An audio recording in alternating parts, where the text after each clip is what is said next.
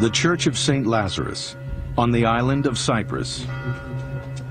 Every year, Orthodox Christians venerate the bones believed to be those of Jesus' beloved friend, Lazarus. But there is little in the Bible to support their tradition. One of the problems is Lazarus only appears in the Gospel of John.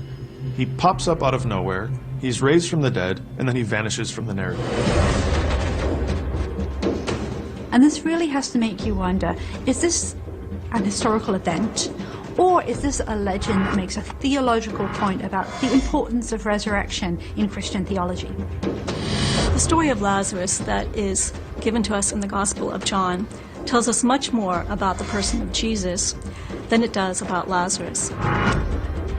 This doesn't mean that Lazarus didn't exist. But there is another theory, one that puts Lazarus at the heart of the Passion narrative. There's this mysterious figure in John's Gospel, the disciple whom Jesus loved. Tradition identified him with John. Some people suggest it was Thomas. We really don't know who this character is, and there are lots of possibilities.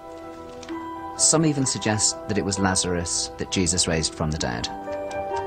The disciple whom Jesus loved appears at the Last Supper. One of you will betray me tonight. Ask him. Which one he means. Lord, who is it? Who will betray you? The only person in that gospel about whom it is said he is the one whom Jesus loved is Lazarus. The idea that Lazarus might be the beloved disciple is a bit wild, but it's not without merit. It helps explain a number of things. It helps us understand why this beloved disciple only appears at that point in the narrative. Well, it's after Lazarus was dead and resurrected. Jesus is betrayed by Judas and condemned by Pilate. The idea that Lazarus is the beloved disciple helps us understand a crucial piece of the Passion narrative. Why is the beloved disciple the only male disciple standing at the foot of the cross when all the others have fled? Perhaps it's because the beloved disciple understands that the cross is not the end. The beloved disciple has already experienced resurrection. We're told that Mary, the mother of Jesus, and the beloved disciple are there together. And Jesus bequeaths his own mother as a sort of last will and testament to the beloved disciple, and we are told he took her into his own home.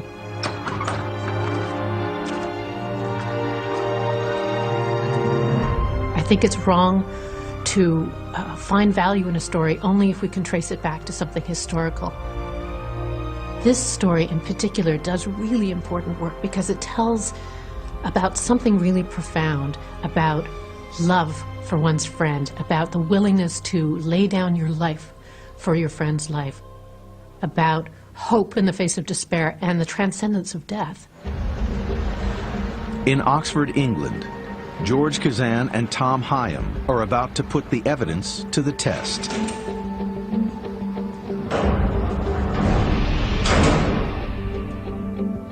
I was lucky enough to meet the Bishop of Larnaca, and he gave me this small piece of wood that was found in the sarcophagus said to be that of Lazarus. The wood was alongside bones believed to be those of Lazarus.